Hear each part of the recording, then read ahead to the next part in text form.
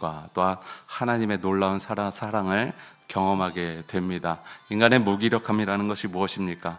끊임없이 반복되는 죄, 하나님의 은혜가 우리 가운데 임하였음에도 불구하고 그것을 넘어서는 죄가 끊임없이 이 이스라엘 가운데 일어나는 것을 볼 때 인간의 무기력함을 보게 됩니다.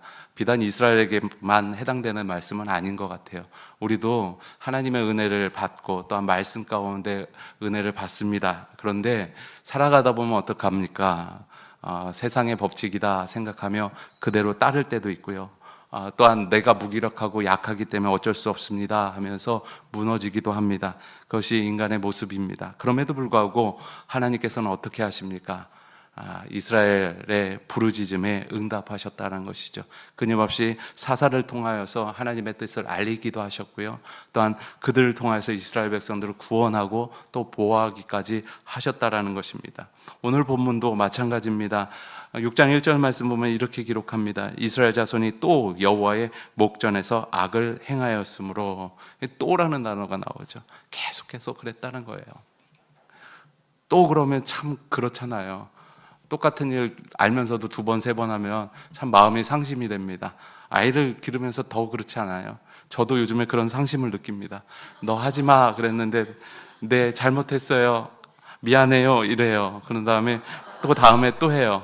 똑같은 일을. 이스라엘 백성을 향한 하나님의 마음도 또한 이스라엘 백성들도 그러지 않았나라는 생각이 듭니다. 그럼에도 불구하고 나의 자녀이기 때문에 알면서도 어떻게 해요? 잘못했다 할 때 안아줍니다. 그렇죠? 하나님도 그 백성들, 그 자녀들이 잘못했다 할 때 그 잘못이 어떠하든 간에 하나님께서 안아주시는 것을 보게 됩니다. 그 사랑이 이 안에 있었습니다. 그럼에도 불구하고 이스라엘 백성들은 끊임없이 그 일을 반복했다는 것이죠. 5장 31절, 5장 마지막 절이죠. 하반부에 보면 이렇게 기록합니다. 그 땅에 40년 동안 평온하였더라. 그러니까 드보라가 사사로 있는 동안, 그 40년 동안에 이스라엘 땅에 평온했다 합니다. 그런데 이 평온이 하나님께서 주신 평온입니다. 그런데 이 평온한 시절에 이스라엘 백성들이 무엇을 행했습니까? 말씀에는 기록하지 않았지만 6절을 통해서 유추할 수 있는 것이 무엇이겠습니까? 외적으로는 평온했지만 내적으로는 하나님 앞에 순종하고 하나님께서 원하시는 삶을 살지는 않았던 것 같아요. 오히려 신앙이 이렇게까지 얘기하면 좀 그럴 수도 있겠지만 썩는 시간이 아니었나라는 생각이 듭니다. 그렇기 때문에 그 40년의 기간 동안 점점점 그들이 하나님의 말씀을 순종하는 것보다 그 평온함에 취해서 그들의 뜻과 그들의 마음대로 살아가니 어떤 일이 벌어집니까? 여호와의 목전에서 악을 행하게 되고 그로 말미암아 심판을 받게 됐다는 것입니다. 40년 동안 그들은 평안을 누렸지만 아는 신앙이 안타깝게도 좋아지지 않은 상태가 되었다는 것입니다. 이 반대의 경우가 있어요. 이스라엘 백성들이 출애굽한 이후에 40년 동안 어떻게 되죠? 광야 생활을 합니다. 광야 생활은 어떤 생활이었습니까? 저는 광야 생활을 안 해봐서 잘은 모르겠는데 군대에서 야영을 하면 참 힘들더라고요. 그래도 2, 3일 하는 것도 힘든데 40년 동안 바깥에서, 그것도 우리나라보다 환경이 더 안 좋을 거 아니에요. 그런 곳에서 40년이란 긴 세월을 보낸다는 것은 쉽지 않은 시간이었을 것입니다. 고난의 시간이고 고통의 시간이고 또 한편으로는 훈련의 시간이었습니다. 그들이 그러한 어려움 가운데 그 훈련을 통하여서 새롭게 되니까 가나안 땅에 들어갈 수 있는 상태의 민족이 되었습니다. 그래서 이 드보라가 치리했던 40년 동안은 오히려 평안했지만 신앙이 무너지는 시간이었다면, 그 광야, 동일하게 40년 동안 광야에서 보낸 이스라엘은 그 광야의 삶 자체는 고통스럽고 힘들었을 수 있겠지만 하나님 앞에서 훈련받고 세움받는 시간이었다는 것이죠. 그래서 그들의 신앙이 가나안 땅에 들어갈 수 있는 신앙이 되었습니다. 우리는 어떤 시간을 보내고 있습니까? 평온한 시간을 보낸다고 해서 다 신앙이 썩어지는 것은 아닙니다. 그렇지만 우리가 평온한 시간을 보내고 있을 때 하나님의 말씀과 하나님께 대한 순종에 집중하는 것이 필요하다는 것이죠.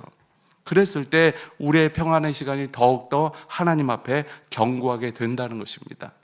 또한 고난이 온다고 하면 어떻게 합니까? 그 고난을 불평하고, 오늘 본문에 읽은 대로 기도하는 그 고난에 대해서 불평하고 불만을 표했죠. 그런 모습으로 서 있는 모습이 아니라 하나님 앞에서 하나님께서 내게 주신 고난을 되돌아보면서 훈련으로 받아들이고 하나님 앞에서 온전해지는 시간으로 삼을 때 하나님께서 우리에게 또 다른 평안을 허락해 주시려고 확신합니다. 그것이 우리에게 주어진, 하나님께서 우리에게 주신 시간에 대한 반응이라고 볼 수 있다는 것이죠. 이스라엘 백성들이 악행을 행했습니다. 그런 말미암아 하나님께서 누구를 사용하시냐면 미디안이라는 족속을 사용하십니다. 이 미디안 족속이 누구냐 하면 창세기 25장 1, 2절 말씀 보면 이렇게 기록합니다. 아브라함이 후처를 맞이하였으니 그의 이름은 그두라라. 그가 시므란과 욕산과 무단과 미디안과 이스박과 수아를 낳고 라고 기록합니다. 그러니까 아브라함의 후처를 통해서 난 아들 중에, 5 아들 중에서 한 사람이 바로 미디안이었고, 그 미디안이 이 미디안 족속의 조상이 되는 것이죠. 어떻게 보면 이스라엘과 친족 관계일 수도 있습니다. 근데 이 미디안 족속은 그냥 어느 한 장소에서 머물면서 그 민족을 강성하게 한 것이 아니라 유목민이었어요. 유목민이었기 때문에 광야를 이리저리 활동하면서 돌아다녔습니다. 그러다가 이스라엘 백성들이 추수할 때가 되면 이 미디안 백성들이 몰려와서 그 추수한 모든 곡식과 토지의 소산들을 약탈해 갔다는 것이죠. 이로 인해서 이스라엘 백성들이 어려움을 당했는데 그 어려움이 4절, 5절에 기록되어 있습니다. 이렇게 기록합니다. 진을 치고 가사에 이르도록 토지 소산을 멸하여 이스라엘 가운데 먹을 것을 남겨두지 아니하며 양이나 소나 나귀도 남기지 아니하니 이는 그들의 짐승과 장막을 가지고 올라와 메뚜기 떼같이 많이 들어오니 그 사람과 낙타가 무수함이라. 그들이 그 땅에 들어와 멸하려 하니. 이렇게 기록합니다. 그러니까 반복되는 일상 중에 하나가 돼버린 거예요. 7년 동안. 때가 되면 이제 거둘 때가 되면 이게 이 거둔 것으로 말미암아 풍성해지겠다라고 생각했는데 그 순간 미디안들이 다 와서, 미디안 족속들이 와서 다 메뚜기 떼와 같이 와서 싹 다 가져갔다는 것이죠. 우리 이번 주일이 추수감사 주일이잖아요. 하나님께서 우리에게 주신 모든 것을 감사하는 날입니다. 그런데 그렇게 감사하려고 했는데 싹 와서 싹 가져가는 거예요. 얼마나 허탈하고 얼마나 힘들었겠습니까? 이런 미디안의 침략으로 인해서 그들이 어떤 삶을 살았느냐, 6장 2절에 이렇게 기록합니다. 이스라엘 자손이 미디안으로 말미암아 산에서 웅덩이와 굴과 산성을 자기들을 위하여 만들었으며. 그러니까 이 미디안으로 인해서 7년 동안 이들이 어떤 삶을 살냐면 두더지와 같은 삶을 살았다는 거예요. 굴에 파서 이 집을 바깥에 짓지도 못하고 다 뺏길까봐 두려워서 굴로 피하고 산성으로 피하고 그렇게 피하는 삶을 살았다는 것입니다. 자, 하나님께서 이스라엘 백성들을 선택한 이유가 뭐예요? 그들이 어떤 삶을 살기 원하셨을까요? 분명한 것은 세상의 기세가 무서워서 두더지처럼 숨어 살기 원하시지는 않았다는 거예요. 하나님의 말씀에 순종하여서 말씀으로 세상을 살아가며 말씀으로 세상을 살아갈 때 세상이 어떻게 정복되어지는가를 보여주기 위해서, 또 한편으로는 하나님만이 유일한 하나님이시다라는 것, 그것을 세상 가운데 보여주시기 위해서 이스라엘 백성들을 택하셨고요. 또한 그 택함으로 인하여서 구원이 그들에게만 머물러 있지 아니하고 그들을 통하여서 많은 족속에게 하나님의 구원을 알려주길 원하셨다는 거예요. 그런데 정작 이들의 삶은 어떻습니까? 세상을 피해서 두더지처럼 굴에서 사는 인생이 됐다는 것이죠. 얼마나 안타깝겠습니까? 하나님 보시기에. 그러면서 우리의 모습을 봅니다. 우리는 어떤 삶을 살아가고 있습니까? 그리스도인으로서 세상 가운데 어떤 삶을 살아가고 있습니까? 교회 안에서만 그리스도인으로 살아가고 밖에서는 세상과 다를 바 없는 사람으로 살아가고 있지는 않습니까? 하나님께서 원하시는 삶은 그것은 아닌 것 같습니다. 교회가 훈련하는 것, 전투를 준비하는 것이 되어서 그 준비된 마음과 그리고 준비된 모습을 통하여서 세상으로 나아가 세상 가운데 하나님의 십자가, 예수 그리스도의 십자가를 세우는 것이 그리스도인의 온전한 모습이 아니겠습니까? 그런데 세상 속에서 타협하고 조정하고 임의로 조정하고 임의로 살아갈 때가 많다는 것이죠. 마치 이스라엘 백성들이 미디안이 들어와서 굴과 그리고 산성에 숨어서 사는 것처럼 우리도 예수 믿는 것이 두려워서, 그것을 드러내는 것이 두렵고 부끄러워서 이렇게 살아가고 있지는 않습니까? 이러한 비참한 상황이 닥치니까 이스라엘 백성들은 어떻게 합니까? 하나님 앞에 부르짖습니다. 6절에 부르짖음의 비유가 어떻게 보면 참 비굴하게 표현됩니다. 궁핍함으로 인해 부르짖었다라고 보여집니다. 기록하고 있습니다. 비굴하죠. 어떻게 보면 인간의 속성이 바로 이런 것 아닌가 합니다. 떠나봐야 있던 곳이 소중한지 알고요. 또한 떠나보낸 후에야 그 사람의 소중함을 안다라고 하지 않습니까? 고난이 오고 고통이 오니까 하나님께서 우리를 다스렸던 그때가 기억난 것이죠. 그리고 하나님께서 우리를 보호하셨던 그때가 생각난 것입니다. 그래서 그들은 하나님 앞에 궁핍함으로 인해 부르짖게 됩니다. 이런 이스라엘의 부르짖음에 하나님께서는 어떻게 반응하십니까? 7절, 8절 말씀에 기록합니다.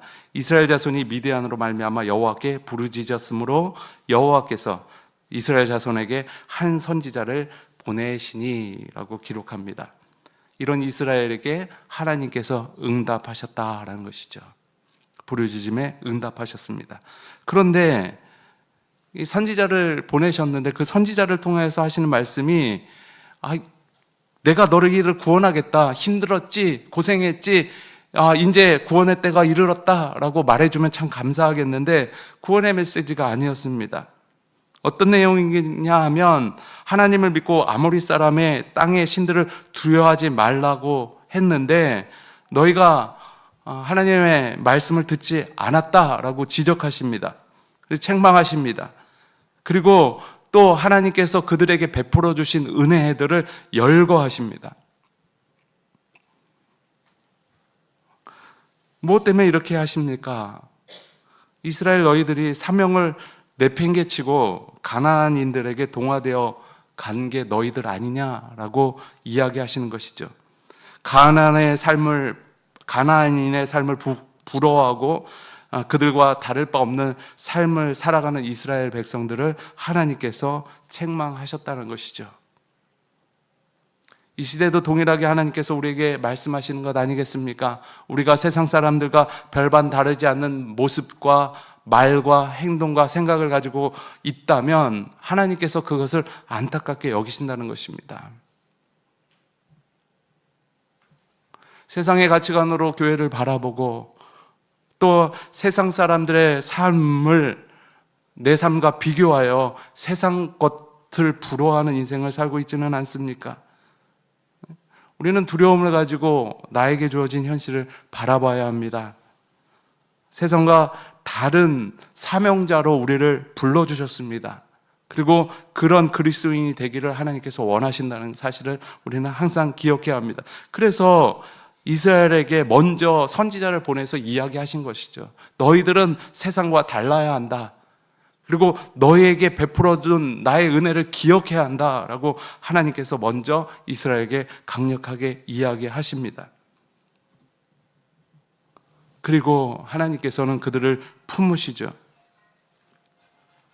하나님께서는 이 이스라엘 백성에게 선지자를 통해서 하신 말씀을 통해서 알려주시는 것이 있습니다. 하나님께서는 이스라엘을 구원하는 것, 이것은 상당히 중요한 일이죠. 그런데 거기에만 목적이 있는 것이 아니라 하나님의 말씀을 듣게 하는 것이 목적이다. 기적과 너희를 구원한 목적이다라고 이야기하시는 것입니다.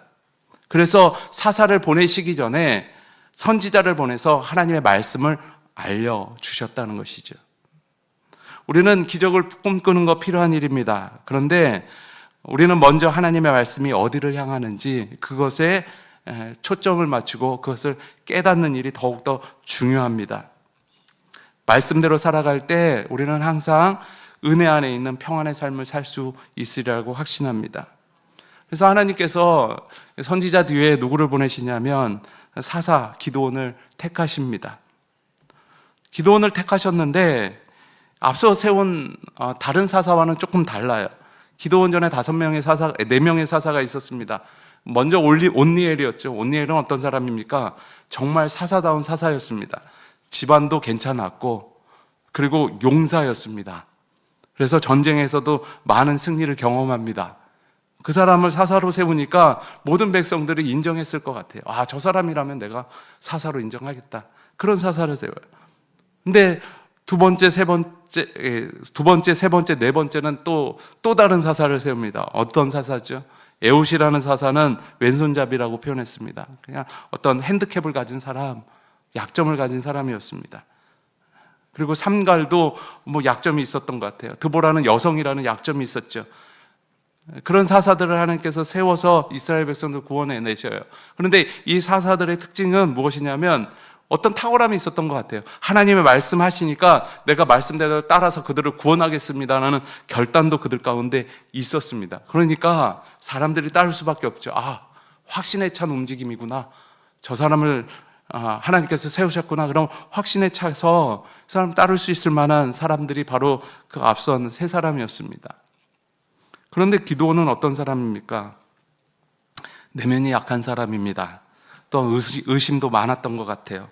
그 입술에는 또 불평도 가득합니다. 우리의 모습 같지 않습니까? 기드온의 첫 모습을 성경은 어떻게 표현하고 있냐면 11절 말씀에 마침 요아스의 아들 기드온이 미디안 사람에게 알리지 아니하려 하여 밀을 포도주 틀에서 타작하더니 기록합니다. 밀을 포도주 틀에서 타작하는 모습을 처음 모습으로 보여줍니다. 타작마당에서 타작하지 않고 숨어서 포도주 틀에 타작합니다. 왜 그랬죠? 미디안에 빼앗길 것이 두려워서 숨었다는 것이죠. 아마도 이스라엘 백성들이 당시에 대부분 다 이렇게 했을 것 같아요. 그것을 봤을 때 이 기드온은 지극히 아주 평범한 사람이라고 볼 수 있습니다. 오히려 그의 모습이 더욱더 초라해 보이기도 합니다. 그리고 순종할 때의 모습을 보면 27절 말씀 보면 이렇게 또 기록합니다. 이에 기드온이 종 10사람을 데리고 여호와께서 그에게 말씀하신 대로 행하되 그의 아버지의 가문과 그 성읍 사람들을 두려워함으로 이 일을 감히 낮에 행하지 못하고 밤에 행하니라. 순종은 했는데 어떻게 합니까? 두려움을 가지고 순종했다. 하나님을 두려워하는 것이 아니라 세상 사람들을 두려워하면서 하나님께 순종했다는 것이죠. 아주 평범한 사람처럼 보입니다. 어떻게 보면 우리처럼 보여요. 저도 중고등학교 때 점심시간에 기도하는 것이 되게 두렵습니다. 그래서 신발끈을 묶으면서 기도하기도 하고요. 젓가락을 떨어뜨리면서 기도하기도 했어요. 딱 그 모습 아닙니까? 기드온의 모습이 극히 평범한 사람입니다. 그리고 하나님께서 이스라엘 백성들을 향하여서 베풀으신 축복에 대해서 어떻게 이야기합니까? 불평으로 이야기해요. 12절 말씀 보면 여호와의 사자가 기드온에게 나타나 이르되 큰 용사여 여호와께서 너와 함께 계시도다 하매 13절 기드온이 그에게 대답하되 오 나의 주여 여호와께서 우리와 함께 하시면 어찌하여 이 모든 일이 우리에게 일어났나이까? 또 우리 조상들이 일찍이 우리에게 이르기를 여호와께서 우리를 애굽에서 올라오게 하신 것이 아니냐 한 그 모든 이적이 어디 있나이까? 이제 여호와께서 우리를 버리사 미디안의 손에 우리를 넘겨 주었나이다 하니 기록합니다. 그러니까 믿을 수 없다는 거예요. 하나님께서 우리를 구원하셔서 애굽에서 우리를 데리고 나오셨다는데 그 부모님한테 듣고 할아버지 할머니한테 들었는데 그냥 속된 말로 뻥 같습니다. 하나님 앞에서. 아니 만약에 그런 하나님이 계시다면 우리를 어떻게 이러한 미디안의 손에서 구원하시지도 않고 두려움 가운데 던져 두셨습니까? 하나님께서 말씀하신 축복 그리고 하나님의 말씀하신 그 기적은 그냥 말로만 일어난 일, 말잔치에 불과하지 않습니까? 라고 고백하는 것이죠. 하나님께서 만약에 우리와 이스라엘이 그 출애굽할 때처럼 나와 함께 하신다면 우리의 꼬락서니와 이 모양새가 이것은 이러한 모습은 아닐 것 아니겠습니까? 라고 불평을 토로합니다. 과거에는 기적으로 역사하셨는지 모르겠지만 지금 이 시대는 아무런 상관없는 분 아닙니까? 라고 항변하는 것이죠. 이전 사자들은 아까도 말씀드렸듯이 하나님의 세우심에 주저없이 반응을 합니다. 반응하여서 그것을 받아들이고 그 뜻대로 행동해요. 근데 기도는 주저할 뿐만 아니라 도리어 하나님 앞에 도전하는 모습까지 보입니다. 여기서 세대의 간격이 나오는 것 같아요. 하나님의 이적을 체험한 세대, 온리얼 같은 세대겠죠. 그 사람들은 눈으로 목격했어요. 그렇기 때문에 의심 없이 하나님의 뜻을 받아들입니다. 그런데 그러한 세대가 지나고 직접적인 체험이 없는 세대가 오니까 이 귀로는 많이 들었습니다. 이스라엘 백성들이 이렇게 우리를 하나님께서 이렇게 구원하셨고 저렇게 구원하셨고 또 반석에서 물도 나오고 애굽 땅도 여리고 성도 그렇게 무너졌고 다 듣기는 들었는데 현실이 그렇지 않으니까 그 들은 것이 이해가 되지 않고 현실로 받아들이지 않았다는 것이죠. 지금 대한민국의 믿음의 세대도 동일한 것, 비슷한 것 같아요. 동일하다고 이야기하기는 그렇고요. 부모 세대에는 간증이 넘쳐서 하나님의 역사하신 것에 대해서 분명한데 자녀들은 그저 들은 이야기에 불과하다는 거예요. 들은 이야기. 그러니까 그 들은 얘기로만으로 순종하기가 쉽지 않죠. 저도 모태신앙이었기 때문에 그냥 종교의 선택이 없었죠. 그래서 다녔어요. 초등학교 때까지 의성을 그냥 그것이 재밌으니까 또 그렇게 가르치는 대로 받아들였는데 중고등학교 되니까 이제 머리가 커졌다고 생각하기 시작하죠. 엉뚱한 생각을 하죠. 그러면서 그 말씀을 말씀대로 받아들이기가 어려워지는 거예요. 그냥 얘기 아니냐. 그런 반응을 제 스스로 하게 됐다는 것이죠.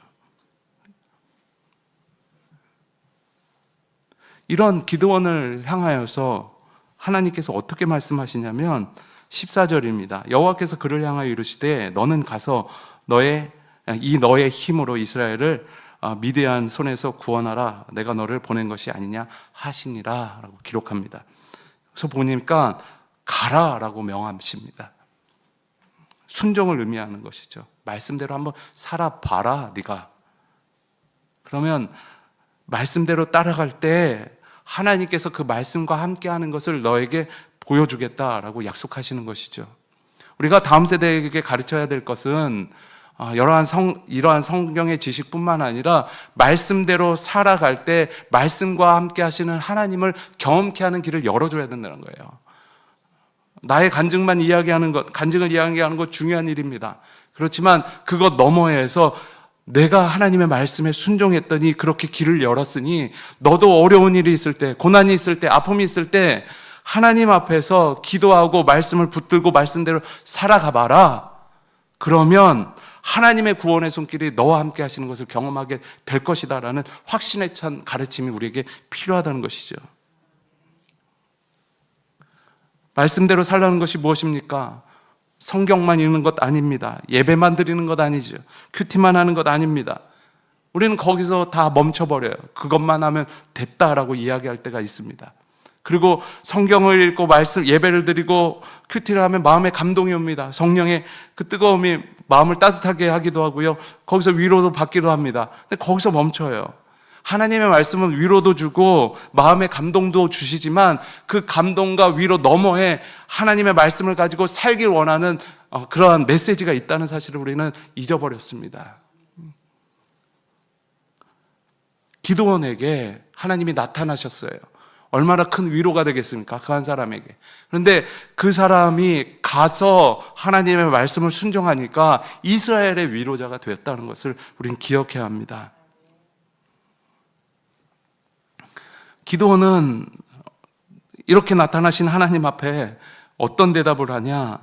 참 대단한 것 같아요. 15절 말씀 보면 그러나 기드온이 그에게 대답하되 오 주여 내가 무엇으로 이스라엘을 구원하리까? 보소서 나의 집은 므낫세 중에 지극히 약하고 나는 내 아버지 집에서 가장 작은 자이니이다 라고 합니다. 이렇기 때문에 하나님께서 이를 선택한 것 아니겠습니까? 기드온이 미디안 족속들을 물리칠 때 몇 명으로 가지고 물리치죠? 아시다시피 300명을 가지고 그 미디안의 수많은 사람들을 물리치십니다. 약함이 하나님과 함께할 때 얼마나 강한지, 또 하나님의 손길이 얼마나 능력 있는지를 보여주는 것이 기드온의 인생이었어요. 기드온의 인생 자체도 므낫세 중에 지극히 약하고 내 아버지 집은 지극히 작다라고 여겼을 때 하나님의 능력이 그 안에 임하니까 그를 사용하셔서 하나님의 큰 능력이 나타났다는 것이죠. 그리고 17절 말씀 보면 또 이렇게 대답합니다. 기드온이 그에게 대답하되 만일 내가 주께 은혜를 얻었사오면 나와 말씀하신 이가 주 대신 표징을 내게 보이소서. 정말 답답하죠. 여러분들 앞에 이 날개 달린 천사가 나타나서 얘기했다고 보세요. 그냥 했을 것 같아요, 그렇게.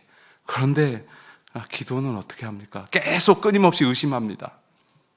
자신의 생명이 아주 귀한 것 같아요. 여기서 내가 잘못하면, 삐끗하면 하나님이 함께 하시지 않고 저분이 하나님이 보낸 사람이 아니라면 내 인생 삐끗거릴 텐데, 이런 생각을 가진 것 같아요. 끊임없이 하나님 앞에 요청하고요, 끊임없이 의심을 합니다. 그런데 하나님께서 어떻게 하세요? 그 요청에 응답하시고 또한 그 요청대로 하나님께서 행하십니다. 변한 세대를 찾아오시는 하나님의 사랑이 보이지 않습니까? 이렇게까지 우리를 사랑하시는 것 같아요. 저 같으면 맘 상해서 중간에 야 권도 너 말고 많아, 야 기드온 너 그래 두고 보자, 그리고 다른 사람 찾았을 것 같아요. 그런데 하나님은 기다리시고 또 응답하시고 계속 그가 일어서서 하나님의 역사 가운데 하나님의 뜻을 이루기를 고대하셨다는 것이죠. 그만큼 우리를 사랑하시고 또한 우리 가운데 구원의 역사가 나타나길 소망하시는 분이 하나님이시다는 거예요. 기드온은 그 이후에도 또 의심을 거두지 않죠. 이 37절부터 40절 말씀 보면 그 양털 문치 이야기가 나와요. 하나님께서 함께 하신다면 양털 문치를 가져다가 이 양털 문치만 이슬이 생기고 나머지는 마르게 해주세요. 그랬더니 다음날 갔더니 하나님께서 그렇게 하셔요. 하나님, 이거는 의심스러워요. 누가 양털에만 물을 붓고 도망갔을 수 있지 않습니까? 그러니까 반대로 해주세요. 그렇게 한 거죠. 그래서 세상은 다 적시고 양털만 건조한 양털이 되게 해주셔. 하나님께서 그것도 응답하세요. 기드온은 불안한 사람이었습니다. 스스로 능력을 의심하고 하나님의 뜻을 계속 점검했습니다. 이 기드온의 순종의 수준이 그것밖에 안 됐다는 것이죠. 어떻게 보면 어리석은 사람처럼 보입니다. 우리의 모습이 딱 기드온의 모습 아니겠습니까? 그렇지만 이런 기드온을 하나님께서 사용하기로 결정하셨으니까 하나님께서 그를 완전케 하십니다. 또한 믿음을 굳건케 하여서 하나님이 쓰시는 사람의 합당한 모습으로 나아가게 하셨다는 거예요. 순종이 불안하더라도 역사하시는 이는 하나님이심을 기억해야 합니다. 하나님께서는 오래 황폐했던 그 땅을 고치길 원하시는 분입니다. 그리고 그 일에 순종할 자를 사용하십니다. 그가 때로는 흔들릴 때도 있고 또한 그가 때로는 의심이 들 때도 있지만 하나님께서 택하셨기 때문에 붙들어 주시고 책임져 주십니다. 우리는 하나님 앞에 진실한 마음으로 나아가고 또한 내가 약하고 불완전하다고 할지라도 그것을 붙들어 주시는 하나님, 그리고 완전하신 하나님을 기억하면서 하나님 앞에서 순종함을 통하여서 승리를 경험하는 하나님의 백성들이 되시길 소망합니다. 함께 기도하겠습니다. 이 시간 기도할 때 하나님, 내 모습은 딱 기드온의 모습입니다. 하지만 하나님께서 택하여 주셨고 나를 사용해 주신다 약속하셨으니 그 약속을 믿고 내가 두려움으로 한 걸음 한 걸음 말씀에 순종하는 삶을 살겠습니다. 하나님, 그럴 때마다 기드온에게 보여주신 놀라운 믿음의 역사를 나에게 또한 나를 통하여서 이 시대 가운데 보여주게 하여 주시옵소서. 그래서 내가 또한 우리 가정이 또한 우리 장지교회가 하나님의 말씀이 실행되어지고 역사하는 곳이 되게 하여 주시옵소서. 우리 함께 기도하겠습니다. 기도합니다. 참 좋으신 하나님 감사합니다. 우리가 우리 인생을 살아갑니다. 하나님 주의 은혜 속에서 살아가는 주의 백성들 될 수 있도록 인도하여 주시옵시고 믿음으로 세워나가는 하나님의 백성들 될 수 있도록 주님 축복하여 주시옵소서. 아버지 하나님 순종을 통하여서 믿음의 역사를 이루내는 하나님의 거룩한 자손들 될 수 있도록 주님 인도하여 주시옵소서. 여전히 살아계시고 여전히 역사하시는 하나님을 기억하며 그 믿음의 걸음을 걸을 수 있는 귀한 주의 백성들 될 수 있도록 주님 축복하여 주시옵소서. 그래서 이 시대에도 여전히 하나님은 말씀하시며 또한 여전히 역사하시며 여전히 놀라운 손길로 우리 함께 하신다는 것을 보여주시라는 우리의 삶과 가정과 교회가 될 수 있도록 주님 인도하여 주시옵소서. 참 좋으신 하나님 감사합니다. 우리가 우리 인생을 살아갈 때 하나님 앞에 붙들린 바 된 인생임을 기억하면서 살아가는 그런 삶을 살아가게 해주시고 또한 하나님 아무것도 일어나지 않은 것에 취하여서 그것이 평안하다 생각하여서 살아가는 인생이 아니라 날마다 하나님의 말씀이 어디에 있는지 그것을 바라보며 묵상하며 그 길을 따라 온전히 순종함으로 인생을 살아가는 주의 백성들 되게 하여 주시옵소서. 그를 통하여서 하나님이 여전히 말씀하시고 여전히 역사하시며 여전히 새로운 일을 이루신다라는 것을 세상 가운데 나타내고 드러내는 우리의 인생과 삶이 될 수 있도록 주님 축복하여 주시옵소서. 이 시간 주님 앞에 그 인생 앞에 감사함으로 주님 앞에 귀한 예물을 드립니다. 드린 손길마다 하나님의 은혜를 더하여 주시며 또한 하나님 앞에 드릴 때마다 그 인생을 책임져 주신다라는 확신을 가지고 기쁨으로 살아가는 하나님의 백성들 될 수 있도록 주님 인도하여 주시옵소서.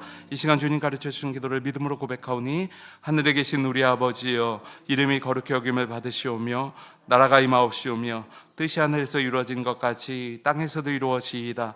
오늘 우리에게 일용할 양식을 주시옵고 우리가 우리에게 죄진 자를 사하여 준 것 같이 우리 죄를 사하여 주시옵고 우리를 시험에 들게 하지 마시옵고 다만 하게 소구하시옵소서. 나라와 권세와 영광이 아버지께 영원히 있사옵나이다. 아멘.